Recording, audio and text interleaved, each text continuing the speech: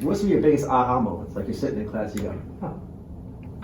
How you present things and recognizing, again, as you're trying to get something accomplished, recognizing where another individual's at, whether you spent a lot of time working on a certain item that you maybe have overcome the emotional state, right? So recognizing where somebody else is at of it, and it doesn't even have to be like a bad conflict or an issue, but recognizing where somebody's at, giving them time to process and understand whatever the change or item that you're working through, like just giving individual or individuals or team time, because you maybe already had that time, but recognize they also need that, right? Just because you're already there doesn't mean that they're there.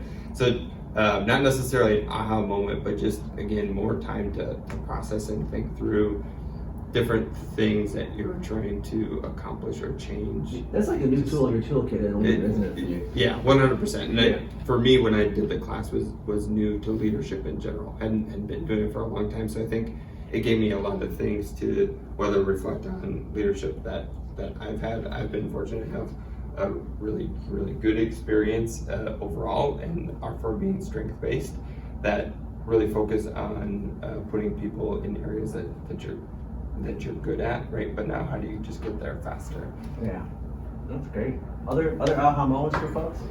You kind of shared I can't remember which session where we had all the it was the or the papers down there, because high performance when we voted. high Performance teams, and it's the last one was to be celebrate. And yeah, one of the things that came up about like how team members want to be part of the process and to be heard, and that helps reduce turnover. And we were dealing with some silos in our company at that time, and some unhappy teammates, and trying to resolve that. But it helped us.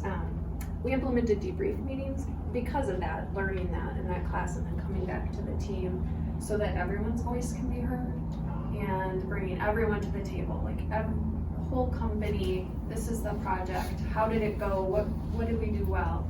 What could we do better? And that's really helped us as a company. So I think that was my aha moment. Yeah, that's like, great. we need to bring every team member into the process and let them have a voice.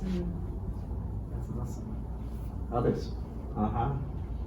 Any aha moments? Mine was the strengths finder. Okay. We all know that we have strengths, and we all know that we're good at certain aspects, but it was kind of building off of what you said, where you find out that your strength also has things that you need to work on. And that I still, every single day I run into that where, I can't remember what the strength was, but I know that I collect a lot of data, and most of the data I don't need. So I don't need to share that bit of information with my team. It kind of helped me take my strengths and use them as strengths as opposed to challenges with the rest of my team. Yeah, the Achilles heel, or like looking at There we go, that's the word, yeah. all of those elements of here's the strength, but then the Achilles heel. Yeah.